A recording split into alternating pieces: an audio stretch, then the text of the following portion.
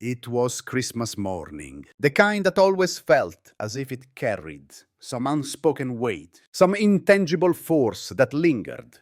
In the corners of the room, I sat on the couch, watching the familiar decorations twinkle on the Christmas tree, its lights flickering like the memories of holidays past. The fireplace crackled with warmth, and the smell of cinnamon rolls from the kitchen was as comforting as ever. But beneath the surface of this traditional holiday scene, something felt wrong. I couldn't shake the sensation that something heavy was pressing down on me. But I couldn't name it, not yet. The moment Jenna walked into the room, her platinum blonde hair cascading perfectly around her face, everything shifted. She was glowing, as she always was in these moments. Our mother beamed at her, her eyes lighting up with that proud, radiant look that she saved for her perfect daughter.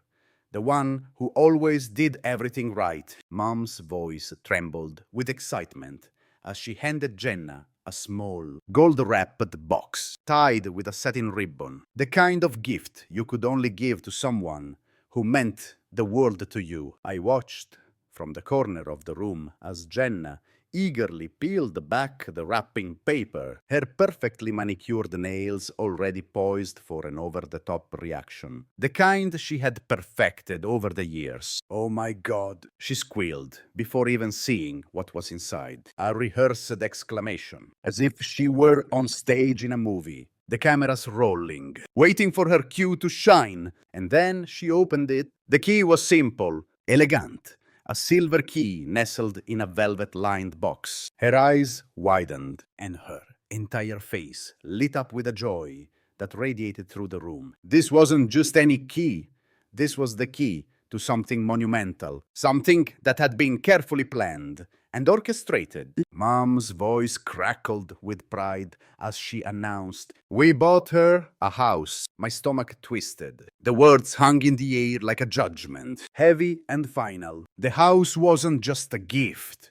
It was the kind of gift that marked a new chapter, a permanent place in the world. Jenna squealed, throwing her arms around our parents, her voice climbing higher and higher as she repeated the same words over and over. "Oh my God, thank you. Thank you so much." I sat there, my own gift, a thin envelope, barely worth the effort of wrapping, resting on my lap. The contrast was impossible to ignore. No excitement, no fanfare, just a quiet, almost dismissive handoff. My dad had handed it to me moments after Jenna's grand reveal. No applause, no excitement, just a quiet, almost apologetic. Here, I felt the blood drain from my face as I opened the envelope. I already knew what it meant. I already knew what it said about me. This wasn't just about Christmas morning. This was the culmination of years of the same routine, the same pattern. Jenna would shine. I would fade. Always, as I slid my finger under the seal, pulling out a single sheet of paper. I sat there, frozen, staring at the thin, unimpressive document. My heart pounded in my chest, each beat louder than the last. I already knew what it would be. A token gesture, something small, something insignificant. A check for a few $100. A few impersonal words, scribbled on a pre-written card. But it wasn't the gift that mattered. It was the message, the ever-present reminder of my place in this family, the role I had been assigned without a question. And as I unfolded the paper, I felt that familiar weight settle onto my chest. The same weight I had carried for years, the weight of being invisible, unnoticed, always in the background while Jenna took center stage. The Christmas tree flickered behind me, its lights casting a soft glow on the room. But it didn't warm me. It couldn't. Mom's voice floated over to me, still caught up in the euphoria of Jenna's new home. "She deserves it," she said, the words dripping with pride. It was the same every time. Always Jenna, always perfect, always deserving. And me, I was the one left to accept the crumbs, the afterthought, the one who had spent her whole life trying to be good enough. only to find out that in this family, good enough was never close to enough. A familiar chill washed over me, one that had nothing to do with the snow outside. It was the kind of chill that comes from knowing exactly where you stand in the world, knowing your place so intimately that it almost becomes a comfort, even if it's a painful one. I watched as Jenna's joy flooded the room, as our parents basked in the glow of their self-congratulation. But for me, everything felt different. Later that evening, after the excitement had died down and the house had returned to its usual silence, I found myself unable to sleep. The weight of the day was unbearable. The hollowness of the gift I had received gnawing at my insides. I lay in bed, staring up at the ceiling, the moonlight streaming in through the window like a silver ribbon, reminding me of everything I had lost and everything I had never been able to claim. I had always tried to convince myself that it didn't matter, that the lack of attention, the lack of affection didn't affect me. But deep down, I knew it did. I had spent my whole life pretending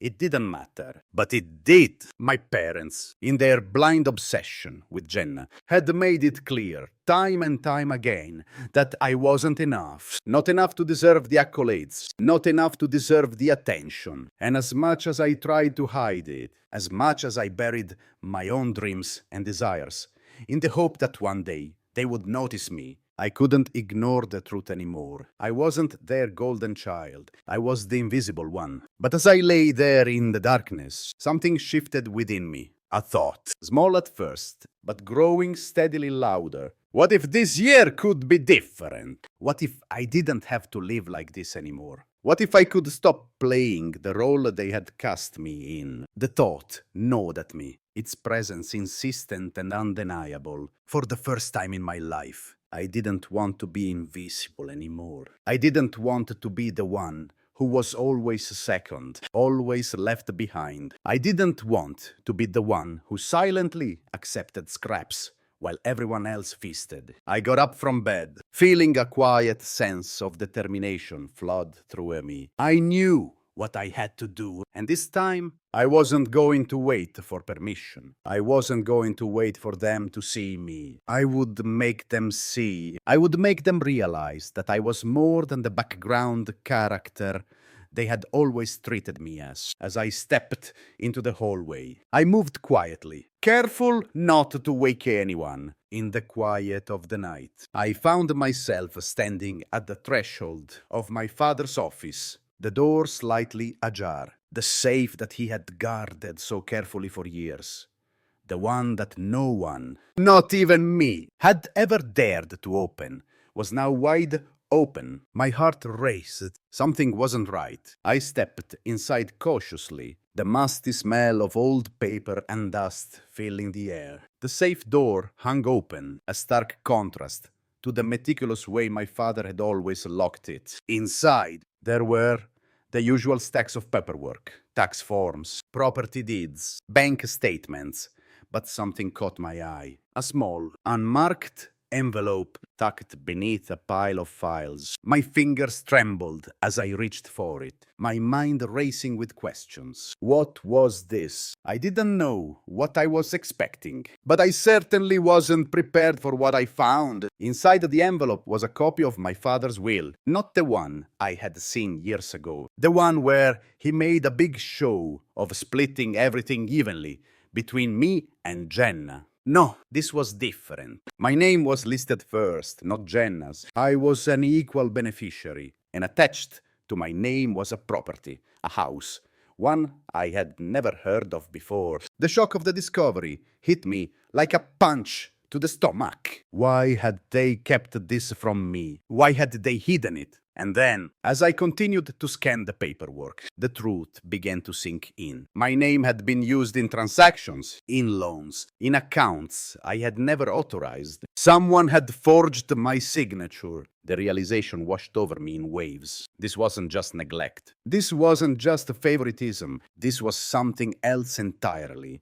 And for the first time in my life, I understood. I wasn't invisible. I was useful. I had always been the reliable one. The one who followed the rules. The one they could count on. But I was more than that. And now I had the power to change everything. The weight of the discovery settled heavily on my chest as I sat there. The paper spread out before me. This wasn't just about a house. It was about years of manipulation, about a life I had never chosen for myself. But now I had control, and that, in itself, was the most dangerous thing of all. The weight of the discovery did not leave me in one night. It sat with me, gnawing at the edges of my thoughts, creeping into my dreams. I couldn't stop replaying the events in my mind, every word, every gesture, every subtle signal that had been sent to me over the years. The family dynamic that I had always accepted as normal, the expectations that I had tried to meet, the praise that was always reserved for Jenna, the quiet dismissal of my own achievements, had all been part of something much larger than I had ever realized. It wasn't just about being overlooked, it was about being used. And now, for the first time in my life, I had power. The power to take back what was mine. The power to undo the damage they had caused. But what did I want from this? Revenge, validation, justice. The answer came to me slowly, almost imperceptibly. I didn't want any of those things. I didn't want to confront them, yell at them, make them understand. What I wanted was far simpler, far quieter. I wanted to take back my life. I wanted to strip away the layers of falsehood and manipulation that had been piled on me for so long. I wanted to walk away from the expectations, from the control, from the suffocating weight of their approval. I spent the next few weeks planning. I contacted a lawyer, someone I could trust, a person who wouldn't flinch at the gravity of what I was about to do. Together, we combed through the documents, piece by piece, every forged signature, every unauthorized transfer, every hidden asset. The deeper we dug, the uglier it got. But it wasn't just about the money. It wasn't just about the house. This was about everything they had tried to build on the foundation of my silence. And I was done being silent. I started to make moves, quietly, carefully. I didn't need to make a scene. I didn't need to confront them in a heated argument. What I needed was to take control, to make them realize that I was no longer the background character in this family drama. And so I did. I took back the lake house, the place they had always talked about with such reverence. The place that was supposed to stay in the family, the place they had poured so much money into, pretending it was a legacy, a symbol of everything they held dear. It was mine now, quietly, through a third party. I bought it. The transaction was clean, legal, and undeniable. When the papers were signed, when the deed was in my hands, I felt a sense of power that I had never known before. This wasn't about destruction. It wasn't about revenge. It was about taking back what was already mine. It was about freeing myself from their grip. I had spent years being invisible, but now I would no longer be silent. Now I would speak with actions, not words. And so, when Christmas arrived, I wasn't nervous. I wasn't filled with dread, the way I had been in the past. The weight that had once settled heavily on my chest, the weight of being overlooked, forgotten, discarded, was gone. I was no longer the quiet one in the corner. This year, things would be different. I had made sure of that. The morning felt much like every other Christmas morning in the house. The familiar decorations were in place. The tree stood proudly in the corner, and the fireplace crackled with warmth. But something had shifted. The tension that had always hung in the air was gone. This time, it wasn't about what I didn't have. It was about what I had taken back. Jenna was already there. Of course, as usual, she was the center of attention. Mom and Dad were wrapped up in their celebration of her, their perfect daughter, the one who could do no wrong. I watched them fawn over her as she opened her gifts, her eyes lighting up with each carefully chosen item. And then, of course, came the moment where they presented her with the big surprise: the key to her new house. The words floated over me, but I didn't react. I didn't need to. I had already claimed my prize. When it was my turn, I didn't reach for the grand gestures. I didn't need to. I handed my father a small, unassuming white box. It wasn't wrapped in gold foil or satin ribbons. It wasn't extravagant or flashy. It was simple, clean. But what was inside would change everything. My father shook the box lightly, a chuckle escaping his lips. "Feels light. You didn't get me socks, did you?" His laughter, always so loud and easy, echoed in the room. I smiled, the calm before the storm, and said, "Just open it." He did.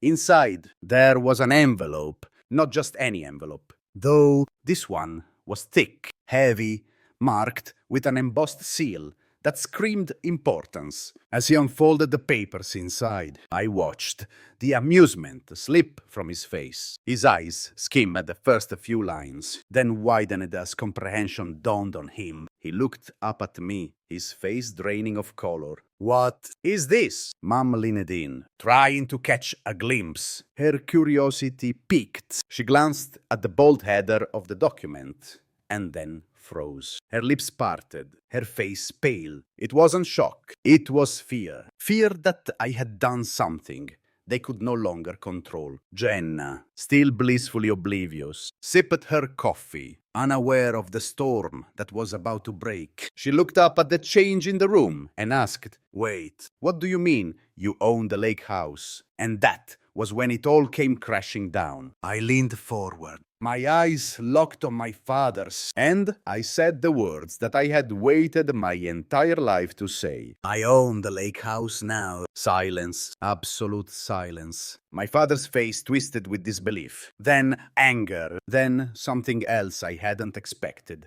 desperation. "This isn't possible," he muttered, flipping through the papers as though searching for a way out. "We just needed more time." "No," I replied calmly. The bank didn't think so. It was done. The house was mine. Not because I had stolen it, not because I had destroyed them, but because I had taken back what had always been mine. The one thing they had never thought they would lose. The realization hit them like a freight train. But I wasn't done yet. I wasn't interested in playing the victim. I wasn't interested in hearing their excuses, their justifications. I had stopped waiting for them to see me. Now, I was going to make them see everything they had taken from me. My mother, in a last-ditch attempt to regain control, reached for my hand. "We can fix this, sweetheart. We can make this right. Let's work something out." But I pulled my hand away before she could touch me. "No," I said,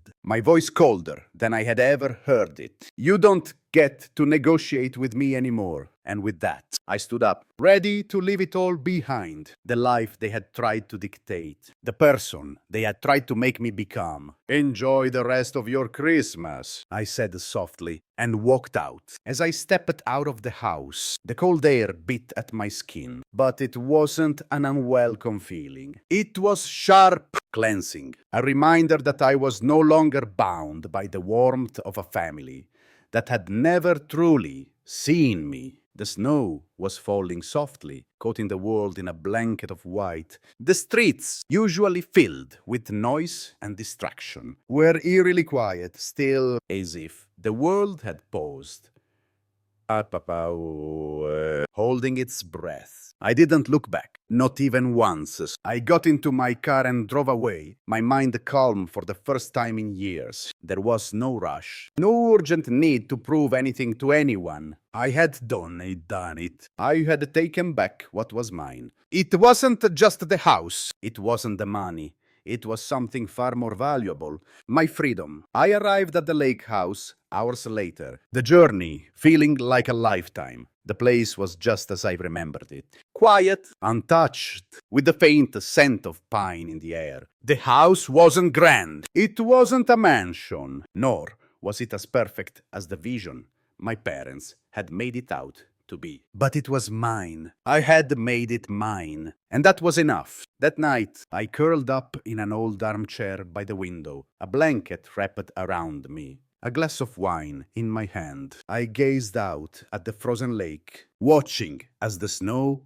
drifted lazily over the surface. The moonlight shimmered on the ice, casting a soft glow over the world, turning it into something magical, peaceful. I didn't need to seek closure. I didn't need to confront my family anymore. I had spent so many years hoping for some kind of recognition, some kind of apology. But the truth was, I didn't need it. Not anymore. The moment I stepped away from their expectations, I realized that their approval wasn't what I needed to feel whole. It wasn't their love I was seeking. It was my own. The phone had been silent for days. The usual calls and messages from my mother and father no longer coming.